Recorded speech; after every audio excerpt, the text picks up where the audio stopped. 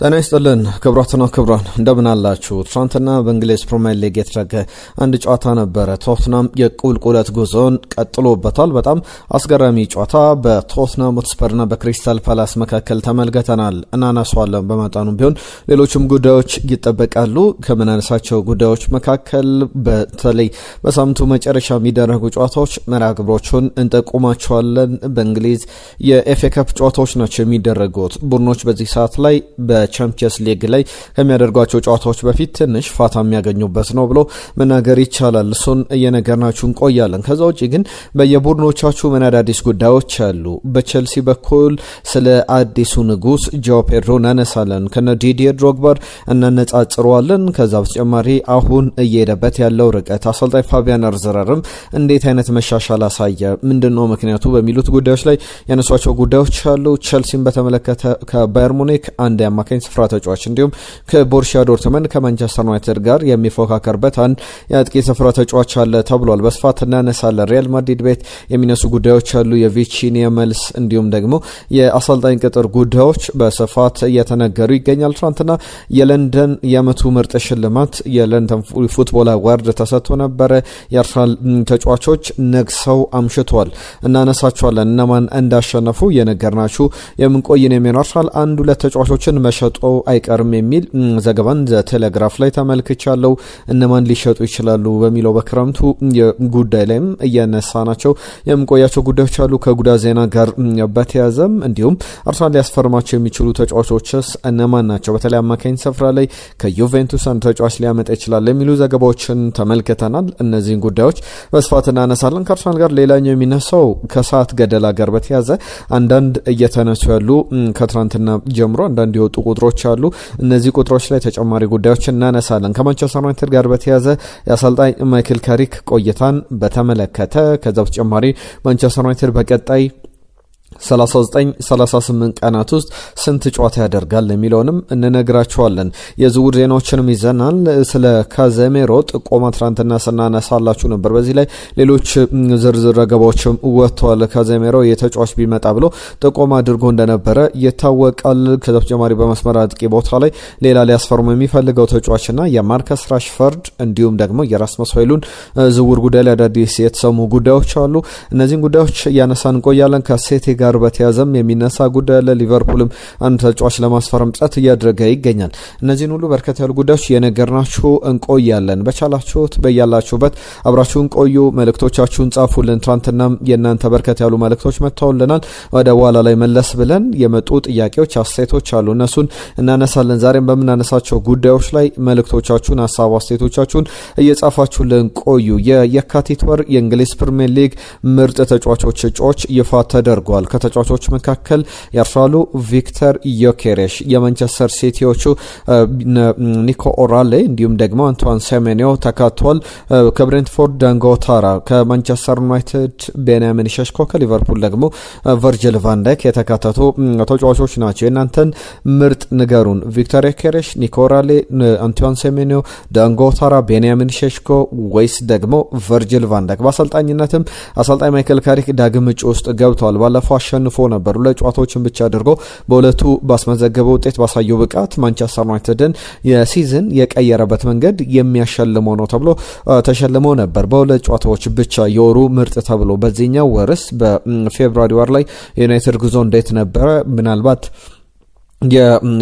ከማንቸስተር ዩናይትድ ጋር በተያዘ ማይክል ካሪክ እጩ ነው። ፔፕ ጋርዲዮላ፣ አርነ ስሎት እንዲሁም ደግሞ የብሬንትፎርዱ ኪየዝ አንድሬውስ በዚህ ዝርዝር ውስጥ የተካተቱ ናቸው። በስፋት እየተመለከት ነው እንቆያለን። የእናንተን ሀሳብ ግን ለኩልን። ማነው ማሸነፍ ያለበት? የእናንተን ሀሳብ አስተያየቶች፣ ግምቶችን እንጠብቃለን። በቀጥታ ወደ ጉዳዮቻችን ስናልፍ ከቶትናምና ከክሪስታል ፓላስ ጋር በተያዘ ትናንትና በእንግሊዝ ፕሪሚየር ሊግ ቶትናም የቁልቁለት ጉዞውን ቀጥሎበታል። 3-1 በሆነ ውጤት ተሸንፏል። 34ኛው ደቂቃ ላይ ዶሚኒክ ሶላንኬ ግብ አስቆጥሮ መምራት ጀምሮ ነበር ቶትናም። ከዛ በኋላ ግን 40ኛው ደቂቃ ላይ ግብ አስቆጠረ በፍጹም ቅጣት ምት ሳር።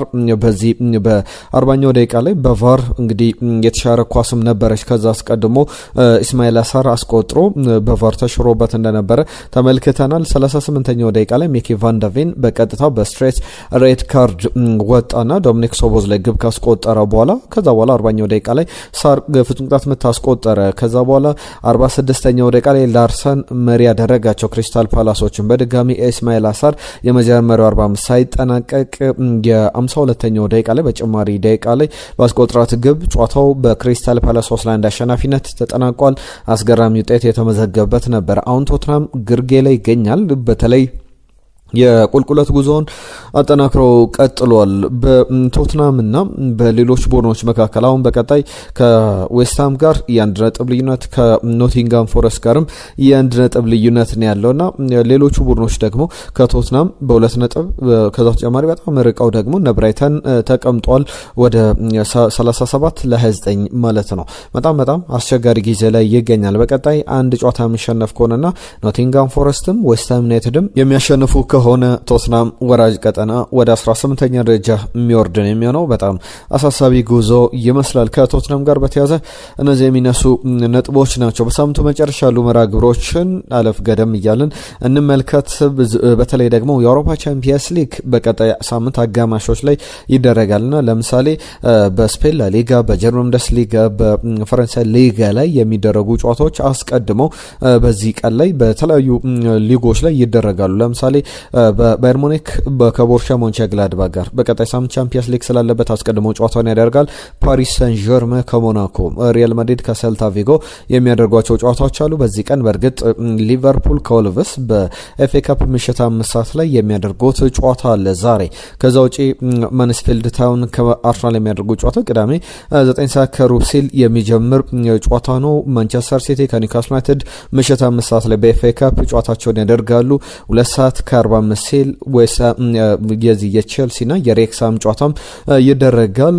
ሌሎችም ትልቅ ጨዋታዎች ይጠበቃሉና እነዚህ በሳምንቱ መጨረሻ ከሚጠበቁ ጨዋታዎች መካከል አትሌቲክ ቢልባኦ ከባርሴሎና ቅዳሜ ምሽት 5 ሰዓት ላይ የሚያደርጉት ጨዋታ ነው። በላሊጋው ተጠባቂ ጨዋታዎች አሉ። በጣሊያን ሴሪያ ነገር ግን የኒውካስል ዩናይትድ ከሲቲ የአርሰናልና የማንስፊልድ የቼልሲና የሬክሳም ጨዋታ በደንብ ትኩረት ካገኙ ውድድሮች መካከል የሚጠቀሱ ናቸው። ለሁሉም ወደ ሌሎች ጉዳዮቻችን እንለፍና አንዳንድ ነጥቦችን እያነሳን እንቆይ። ከፕሪሚየር ሊጉ ምርጥ ጋር በተያዘ ቪክቶር ዮኬሬሽ ነው፣ ኒኮ ኦራሌ ነው፣ አንቷን ሴሜኔ ነው ወይስ ደግሞ ቤንያሚን ሼሽኮ፣ ቨርጂል ቫን ዳይክ ወይስ ደግሞ ዳንጎ ታራ ማሸነፍ ያለበት? እስቲ መልእክቶቻችሁን እየጻፋችሁልን ሀሳብ አስተያየቶቻችሁን እንጠብቃለን።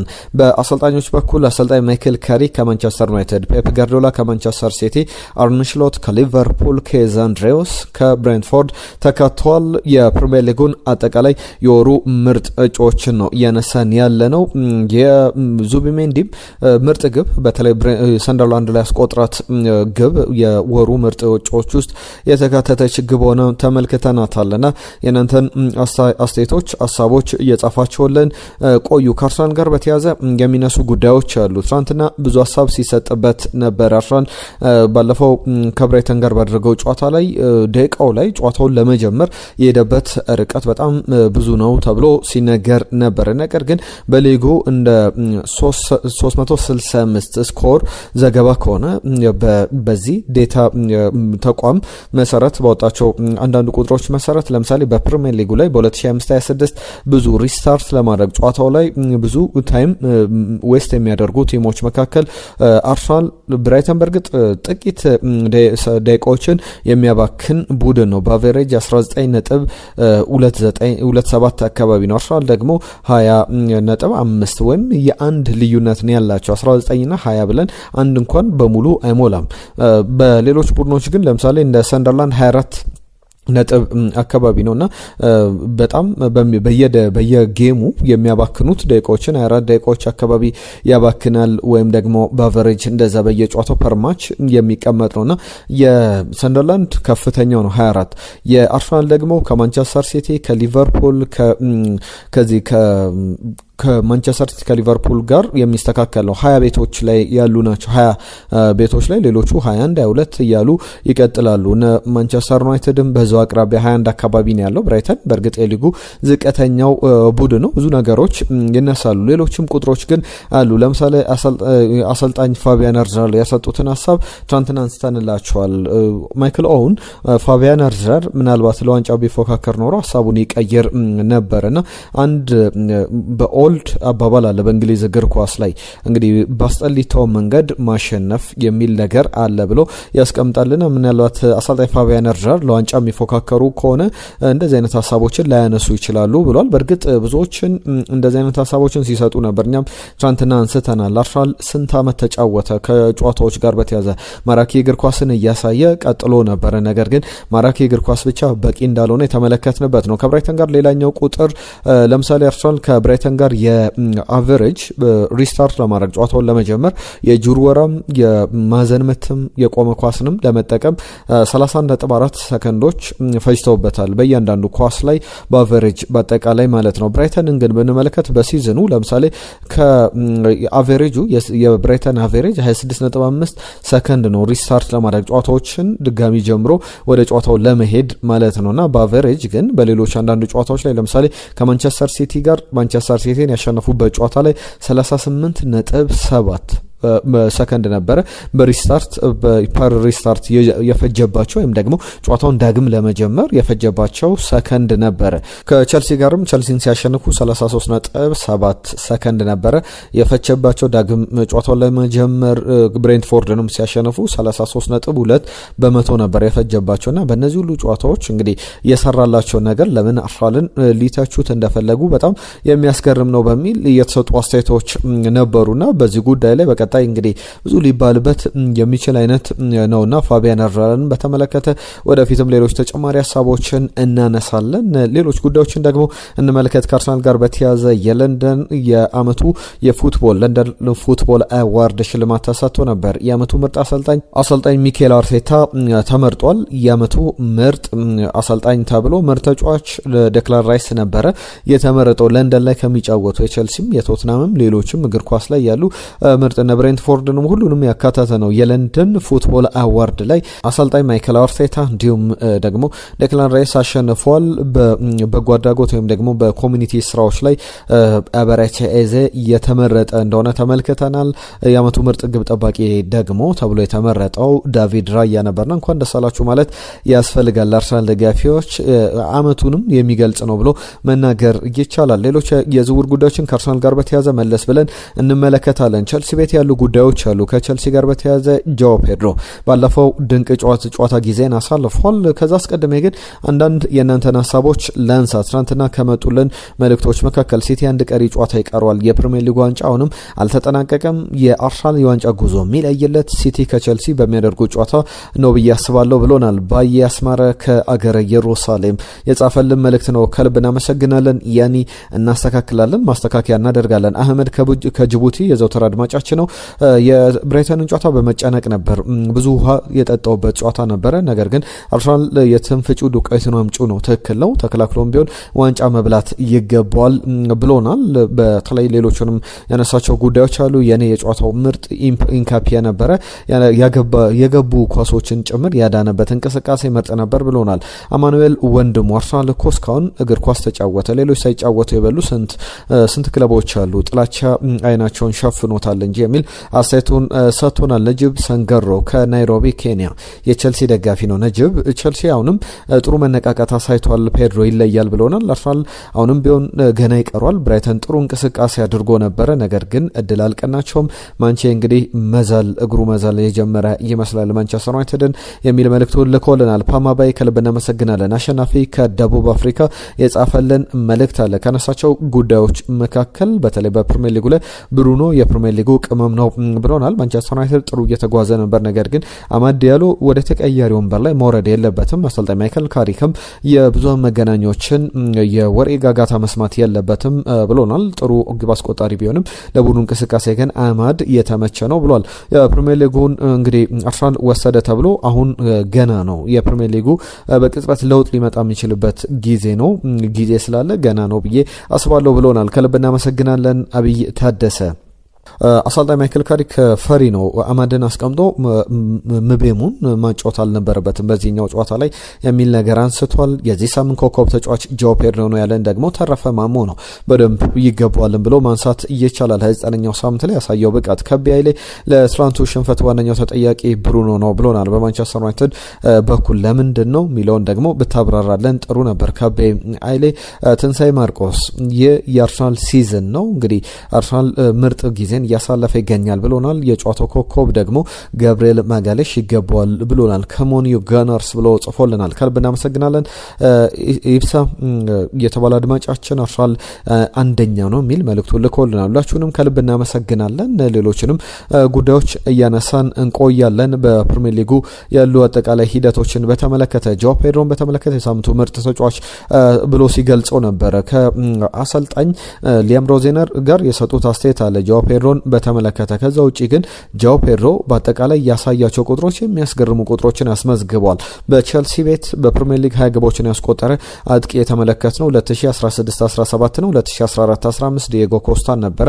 ብራዚላዊው ትውልደ ብራዚላዊ ለስፔን የሚጫወተው ዲየጎ ኮስታን ታስታውሱታላችሁ። አሁን ዳግም በዚህ ቁጥር ላይ ሊገኝ ጆ ፔድሮ ድሎች አሉት። 9 ጨዋታዎች ይቀራሉ። በቼልሲ በኩል 9-8 መርሃ ግብሮች ላይ የዚህ ቁጥር ላይ መድረስ የሚችል ከሆነ የሚያስገርም ነው። አጠቃላይ 16 ግቦችን በ38 ጨዋታዎች አስቆጥሯል።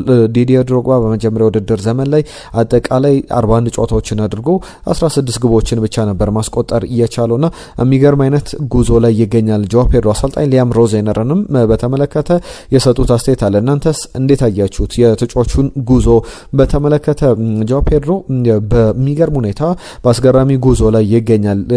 ያስተካከልናቸው ነገሮች አሉ። ከሱ ጋር የምንሰራቸው የቦክስ ውስጥ ያለውን እንቅስቃሴዎችን ሙቭመንቱን እያጠናን አንዳንድ ቪዲዮዎችን እያየን ስንመካከር ነበረ የሚል አስተያየታቸውን ሰጥቷልና ባለፈውም እንደዚህ አይነት እንቅስቃሴን የተመለከትነው ሁለቱ ግቦች በመጨረሻው 5-53 የተቆጠሩ ግቦች ናቸውና በጣም ለኔ ከሱ ከዚህም በላይ እንጠብቃለን ብለዋል። በቼልሲ ደግሞ በጣም ተወዳጅ አይነት ተጫዋች እየሆነ መጥቷል። ምክንያቱም ደግሞ ብራዚላውያን ወጣት ተጫዋቾች አሉ እና አንድሬ ሳንቶስ ኤሳቬ ዊሊያንን በደንብ በማገዝ ረገድ ምክንያቱም እሱ ወደ እንግሊዝ የመጣው ገና ታዳጊ እያለ ከ7 ዓመታት በፊት ነበር ዋትፈርድን የተቀላቀለው ወደ ብራይተንም ከመምጣቱ በፊት። እናም እንግሊዘኛ፣ ፈረንሳይኛ በደንብ ስፓኒሽም አቀላጥፎ የሚናገር በመሆኑ ለእንደዚህ አይነት ተጫዋቾች እንዲሁም ደግሞ በቡድኑ ውስጥ ከሁሉም ጋር ጓደኝነት በመፍጠር ረገድ የቡድኑ በጣም እንደ ግሉ ሆኖ እያገለገለ ይገኛል በሚል ተወዳጅነትን አትርፏል። ከፔድሮ ኔቶ ጋር በተያዘ ጆ ፔድሮን ካነሳን አይቀር ፔድሮ ኔቶን በተጨማሪ በእንግሊዝ እግር ኳስ ማህበር ክስ ቀርቦበታል። ሲወጣ በአግባቡ በስነ ምግባር አልወጣም ከሜዳ በቀይ ካርድ ከተመለከተ በኋላ በአርሰናል ጨዋታ ላይ እንዲሁም ደግሞ እስከ ሰኞ ምላሽ እንዲሰጥ ጥያቄ ቀርቦለታል። ያለበለዚያ ቅጣት ተጨማሪ ቅጣት ማስተባበያ የማይሰጥ ከሆነ ዳኞችን ባላስፈላጊ ቃላት ተሳድቧል የሚሉ ዘገባዎችም ወጥቷልና በእንግሊዝ እግር ኳስ ማህበር በኩል የሚጠበቅ ነው። የቼልሲ አንድ ዝውውር አለ። እሱም ከዝውውሮች ጋር በተያዘ አሌክዛንደር ፓቭሎቪችን የተመለከተ ነው። ከአሌክዛንደር ፓቭሎቪች ጋር በተያዘ ከባየር ሙኒክ ቼልሲ ተጫዋቹን ለማስፈረም ይፈልጋል እየተባለ ይገኛል። በጣም ጥሩ ተጫዋች ነው። በቼልሲ በኩል የነን ተጫዋች በክረምቱ ለማስፈረም ጥረት ያደርጋል ተብሎ እየተነገረ ይገኛል። ከካሪም አዲየሚ ጋር በተያዘ ቼልሲም ማንቸስተር ዩናይትድም እየተፋለሙበት ይገኛሉ። ተጫዋቹ አዲስ ውል መፈረም አልፈለገም። ዶርትመንድ እስከ 2027 ድረስ የሚያቆይ ውል አለው። ስለዚህ በክረምቱ ደግሞ ውሉን የማያራዝም ከሆነ እስከ ክረምት ድረስ በአንድ ዓመት ብቻ ነው ወይም 12 ወራት ነው ቀሪ ኮንትራት የሚኖሩት። ስለዚህ ተጫዋቹን በነጻ ከሚያጣው ዶርትመንድ መሸጥ ሊገደድ ይችላል። ማንቸስተር ዩናይትድም የካሪም አዲየሚ ፈላጊ ነው። እንዲሁም ቼልሲም ካሪም አዲየሚን ይፈልጋል የሚሉ ዘገባዎችን እየተመለከትን እንገኛለን። ከዩናይትድ ጋር በተያያዘ ሌሎች የሚነሱ ጉዳዮዎች አሉ። አሰልጣኝ ማይክል ካሪክን በተመለከተ ቤን ጃኮብስ ይዞት የወጣው ዘገባ አለ። ቤን ጃኮብስ እንደሚለው ከሆነ አሰልጣኝ ማይክል ካሪክ በቀጣይ ጊዜያት ላይ በሚያስገርም ሁኔታ በክለቡ የዋና አሰልጣኝነት ሚናን ይረከባል ይሰጧል በሚለው ጉዳይ ላይ እስካሁን ውሳኔዎች አልተወሰኑም የሚሉ ዘገባዎችን ይዞ ወጥቷልና በቀጣይ የመጨረሻ ውሳኔዎች ዋና አሰልጣኝነትን ለመስጠት ለማይክል ካሪክ ውሳኔዎች አልተወሰኑም። እስከ ውድድር ዓመቱ መጨረሻ የተለያዩ ነገሮች ሊኖሩ ከቻሉ ነው እንጂ ከዛ ውጪ ሌሎች የሚጠበቁ ነገሮች ላይኖሩ ይችላሉ ብሎ በጣም ታማኝ የሚባል ጋዜጠኛ ነው ቤን ጃኮብስ ይህንን ዘገባ ይዞ ወጥቷል። ሌላኛው ያነሳቸው አንድ ሁለት ጉዳዮች አሉ። አንደኛው ክሪስቶፈር ቪቬል ጋር በተያያዘ ማንቸስተር ዩናይትድ ስፖርቲንግ ዳይሬክተር እንዲሁም ደግሞ ስለ ካዘሜሮና የብሩኖ ጉማሬሽ ሪኮመንዴሽን ጋር በተያያዘ እውነት ነው ብሩኖ ጉማሬሽን በተመለከተ ካዝሜሮ ማንቸስተር ዩናይትድ እንዲያስፈርመው ተጫዋቹን ጥያቄ አቅርቧል የሚል ነገር አንሷል። ብሩኖ ጉማሬሽን በተመለከተ የ28 ዓመቱ ብራዚላዊ ተጫዋች እስከ 2028 ድረስ በኒውካስል ዩናይትድ የሚያቆይ ኮንትራት አለው። ብራዚላዊው የአገሩ የቡድን አጋሩ ካዝሜሮ ወደ ማንቸስተር ዩናይትድ እንዲመጣ ይፈልጋልና እስከ 100 ሚሊዮን ፓውንድ ድረስ መክፈል ሊጠበቅበት ይችላል። ማንቸስተር ሲቲ፣ ፓሪስ ሰን ዠርመን፣ ሪያል ማድሪድ በዚህ ተጫዋች ዝውውር ላይ ሊገቡበት የሚችል አይነት ተጫዋች ነው በሚል ዘገባዎችን ተመልክተናል። ከያን ዲያሞንዴ ጋር በተያያዘ ደግሞ ክሪስቶፈር ቪቬል ተጫዋቹን ለማስፈረም ጥረት እያደረጉ ይገኛሉ ነው። ያን ዲያሞንዴን ወጣቱን በማንቸስተር ዩናይትድ ታርጌት ያደረገ የሌፍት ዊንግ ፖዚሽን ላይ በዛ በግራ መስመር አጥቂ ቦታ ላይ የሚፈለግ አይነት ተጫዋች ነው በሚል ቤን ጃኮብስ እነዚህን ዝርዝር የማንቸስተር ዩናይትድ ዘገባዎችን ይዞ ወጥቷል። ዘቴሌግራፍ ላይ ደግሞ አንድ ነገር ተመልክቻለሁ። ማንቸስተር ዩናይትድን በተመለከተ በሚቀጥሉት 39 ቀናት ሁለት ጨዋታዎችን ብቻ ያደርጋልና ለአሰልጣኝ ማይክል ካሪክ በዚህ ቀናት ላይ በጣም ጥንቃቄ ማድረግ ያስፈልጓል። ምናልባት በእነዚህ ጊዜያት ላይ ወደ ሳውዲ አረቢያ ሄዶ ወደ ሩቅ ምስራቅ ጨዋታም እንዳያደርግ አሁን ነባራዊው የዚህ የሩቅ ምስራቅ አገራት እንዲሁም ብዙ ያልተካተቱበት ነገር ግን በኤዥያ በደንብ ውጥረት አለ። በዚህ በመካከለኛው ምስራቅና ወደዛም ለመሄድ ወደ ገልፍ ሀገራት ለመሄድና ጨዋታዎችን ለማድረግ ገንዘብም ለመስራት ማንቸስተር ዩናይትድ ሚድ ሲዝን ላይ ሲያስብ ነበር። ነገር ግን የሚሆን የሚሳካ አይመስልም። በጣም አሳሳቢ ነገሮች አሉ። ባለፈው በዌስትሃምና በኤቨርተን ጨዋታ መካከል 13 ቀናቶች ነበሩ። ከዛ በኋላ ያሉ ቀናትን ለምሳሌ አሁን ዩናይትድ በቀጣይ ጨዋታውን እስኪያደርግ 11 ቀናት ይኖራሉ። ማርች 15 ላይ ነው ጨዋታውን የሚያደርገው። እንዲሁም ደግሞ ሌሎችን ቀናት ስንደማምር በሁለት ጨዋታዎች መካከል ነው ቦርመዝን ሊድስን በሚገጥምባቸው ጨዋታዎች መካከል 24 ቀናት ይኖራሉ። በአጠቃላይ በ39 ቀናት ሁለት ጨዋታዎችን ብቻ ያደርጋልና ለአሰልጣኝ ማይክል ካሪክ በእነዚህ ጊዜያት ላይ ቡድኑ ከሞመንተም እንዳይወጣ ጥንቃቄ ማድረግ ይኖርበታል የሚሉ አስተያየቶች ተሰጥቷል። ማንቸስተር ሲቲ ኤሊዮት አንደርሰንን አጥብቆ ፈላጊ ሆኗል። ባለፈው በተለይ ማንቸስተር ሲቲ ዋንጫ የሚያጣ ከሆነ ኤሊዮት አንደርሰን ነው የነጠቀው ተብሎ ሲነገር ነበር። እኛም ስናነሳው ነበረ ትናንትና። በተለይ ማንቸስተር ሲቲ አቻ ሲወጣ ከፎረስት ጋር በጣም አስፈላጊ ግብ አስቆጥሮለት ለጨዋታው ሲጠናቀቅና የሮድሪ ቆይታ አንደኛ ከእድሜው መግፋት ጋር በተያያዘ እንዲሁም ደግሞ በሪያል ማድሪድ ፍላጎት ውስጥ ይገኛል። ተጫዋቹ ወደ ሪያል ማድሪድ ወደ ስፔን መመለስ ከፈለገ ሪያል ማድሪድን የሚያቆመው ማንቸስተር ሲቲም ተጫዋቹ በር ላይ የሚቆም አይመስልምና እንደዛ ሰንግ ዘገባ ከሆነ የ9 ዓመቱ ተጫዋች በማንቸስተር ሲቲ የማይቆይበት እድል ሊኖር ይችላል። ኮንትራቱም እስከ 2027 ድረስ የሚቆይ ነውና ኤሊዮት አንደርሰን የረጅም ጊዜ እቅድ ሆኗል። ሌሎችም ትልቅ ክለቦች ይፈልጉታል። ማንቸስተር ዩናይትድ አንደኛው ፈላጊ እንደሆነ ይታወቃል። የኤሊዮት አንደርሰን ሲቲ ግን አጥብቆ ጠያቂ ሆነው እየተመለከትነው እንገኛለን የሚሉ ዘገባዎችን ተመልክተናል። እነዚህ በስፋት ብዙ የተባለባቸው ጉዳዮች ናቸው። አርሰናል ቤት ደግሞ አንድ ሁለት ጉዳዮች አሉ። አማካኝ ስፍራ ላይ አርሰናል አሁን ያሉ ተጫዋቾች አሉ። ባሉ ተጫዋቾች ላይ ደግሞ መጨመር ይፈልጋል። ሜሬኖ፣ ክርስቲያን ኖርጋርድ እንዲሁም ደግሞ ዙሜንዲ፣ ዴክላን ራይስ አማራጮች ናቸውና በእነዚህ ተጫዋቾች ላይ አንደኛው አማራጭ ይታወቃል። ባለፉት ቀናት በስፋት አንስተነዋል። በተለይ በነጻ ዝውውር የሚመጣ ከሆነ ሊዮን ጎርቴዝ ጋር ጥሩ የስኳድ ተጫዋች ይሆናል ተብሎ ይታሰባል። አሰልጣኝ ሚኬል አርቴታም ይፈልገዋል። 31 ዓመቱ ላይ ይገኛል። ለ2-3 ዓመታት የአርሰናል ፋይናንሻል ባላንስን ማረጋጋት ይችላል። ያ የማይሆን ከሆነ ግን ፈረንሳዊው የሊሊየም ትራም ልጅ የማርከስ ትራም ወንድም ኬፕረን ትራም ወደ አርሰናል ሊመጣ ይችላል ተብሏል። እስከ 65 ሚሊዮን ዩሮ አርሰናልን ሊያስከፍል የሚችል ወይም ደግሞ እስከ 2029 ድረስ ውል ያለው ተጫዋች ነውና ይህንን ተጫዋች እስከ 50 ሚሊዮን ፓውንድ ወይም 65 ሚሊዮን ዩሮ አካባቢ አርሰናል ሊከፍልበት የሚገባ አይነት ተጫዋች ነው ተብሎ እየተነገረ ይገኛል። ኬፕረን ትራም ጥሩ ግብ አስቆጣሪ ታታሪ የሚባል ተጫዋች ነውና ይህንን ተጫዋች አርሰናል ፍላጎት አሳይቷል ተብሏል። ከአርሰናል ጋር በተያያዘ በጉዳት የሚነሳ ዜና አለ። አንድ ዝውውር ብቻ ላንሳ።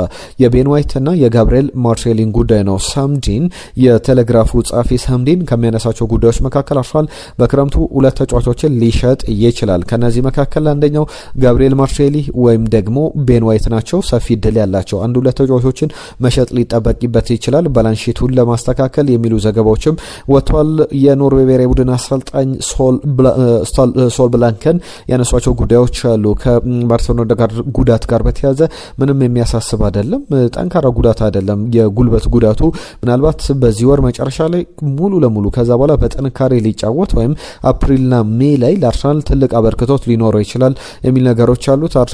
አሰልጣኝ ሚኬል አርቴታም ከጉዳቱ ቶሎ ይመለሳል የሚርቅ አይነት ተጫዋች አይደለም ብሎ አስተያየቱን ሲሰጥ ተመልክተናል። ሁሉም እነዚህ ከአርሰናል ጋር በተያያዘ የሚነሱ ጉዳዮች ናቸው። አጠቃላይ ብዙ ጉዳዮችን ያነሳን። የእናንተን ሀሳብ አስተያየቶች ደግሞ እንጠብቃለን። መልእክቶቻችሁን ላኩልን። ይህንን ቪዲዮ ላይ ካድጋችሁ እንደጀመራችሁ ሼር፣ ላይክ እንዲሁም ሰብስክራይብ እያደርጋችሁ ቤተሰብነታችሁን አሳዩን። በያላችሁበት ሰላማችሁ ይብዛ። ለዛሬ ያዝነላችሁ ጉዳዮች እነዚህን ይመስላሉ። በአዳዲስ ጉዳዮች በአዳዲስ ባልተሰሙ መረጃዎች እንመለሳለን። ጤና ይስጥልኝ።